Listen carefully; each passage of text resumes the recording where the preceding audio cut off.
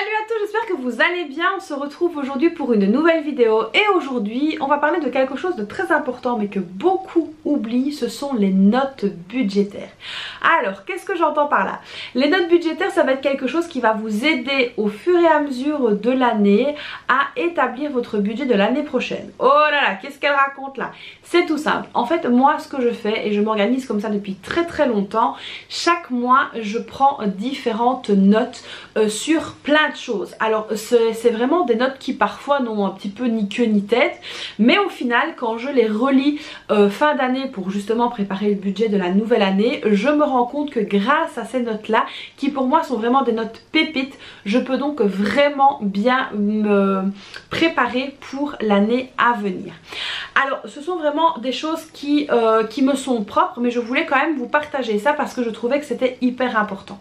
Voilà, par exemple je vous ai expliqué que nous avons une grande fête foraine chaque année qui viennent dans la ville près d'où j'habite, et donc cette fête foraine elle est énorme, elle fait plus d'1 kilomètre et ouais, beaucoup plus qu'1 kilomètre et du coup chaque année on y va avec les filles, chaque année c'est chaque fois la même chose, on y va, on profite etc.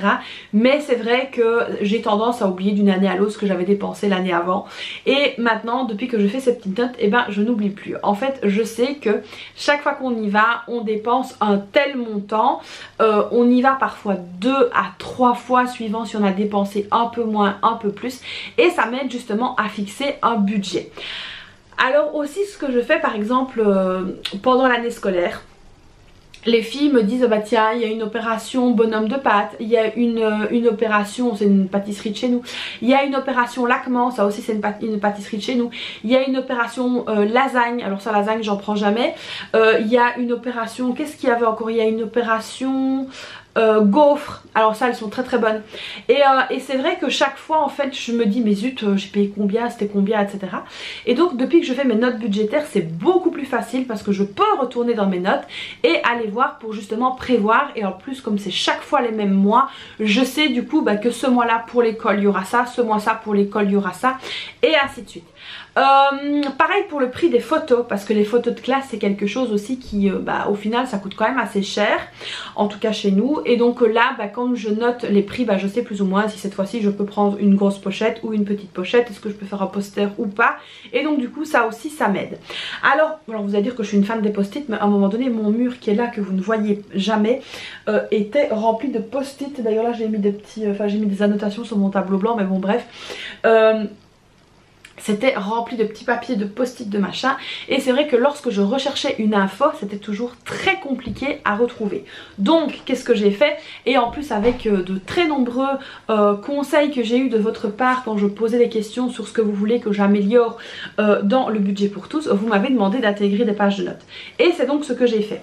Donc en fait ici maintenant à la fin de chaque mois, et ce pour les 12 mois de l'année, vous avez donc une page ici de notes qui est donc ici, donc là j'ai pris la fin du mois de janvier, et donc vous avez ici une page de notes comme ceci, donc elle est pointillée comme ça, et donc c'est justement grâce à cet outil là que vous allez pouvoir faire vos notes budgétaires.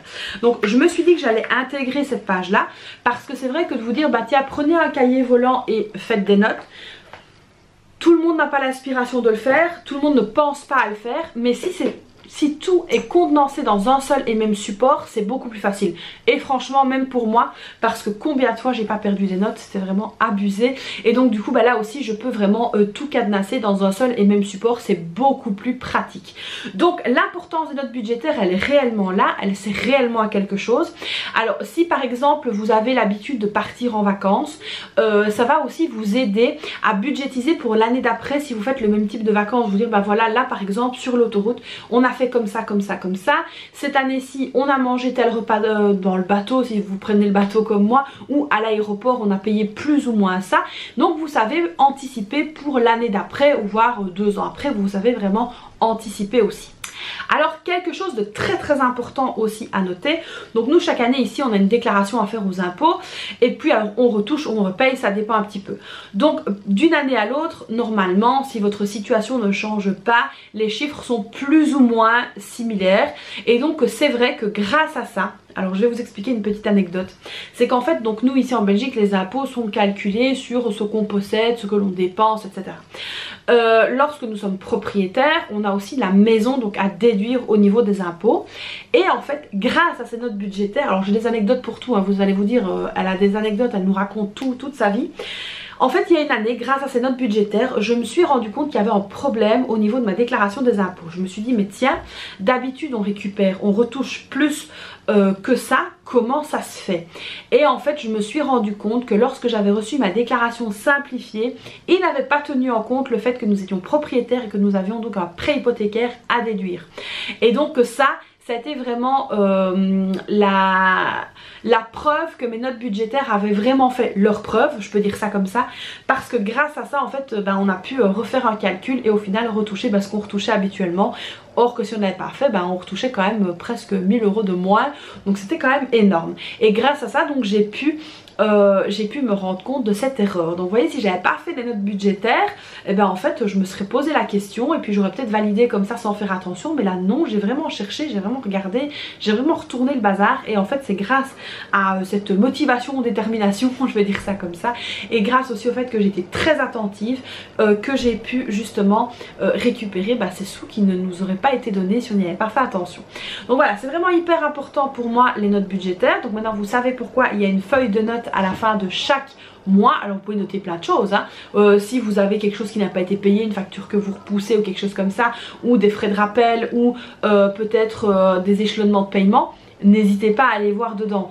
Voilà, par exemple, moi je n'ai rien à cacher, je sais que la taxe voiture, enfin la taxe pour les voitures, parce qu'il y en a deux, en fait je la paye à chaque fois en plusieurs fois. Et alors ce qui est bien, c'est qu'ici on peut la payer jusqu'en 6 fois sans frais.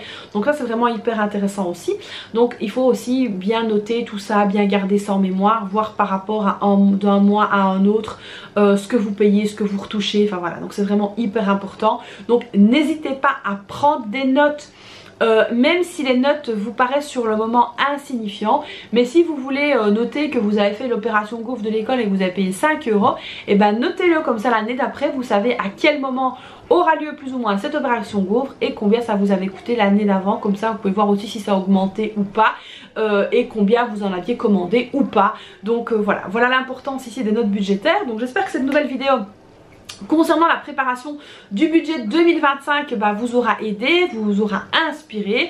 Et puis si ce n'est pas déjà fait, commencez donc à remplir les parties annuelles pour voir un petit peu ce que vous avez à payer, etc. Et puis si vous n'avez pas encore commencé ces fameuses notes budgétaires, ça y est, c'est le moment de retourner un peu vos papiers, d'aller voir un petit peu ce qui se passe à droite et à gauche pour justement anticiper correctement l'année 2025.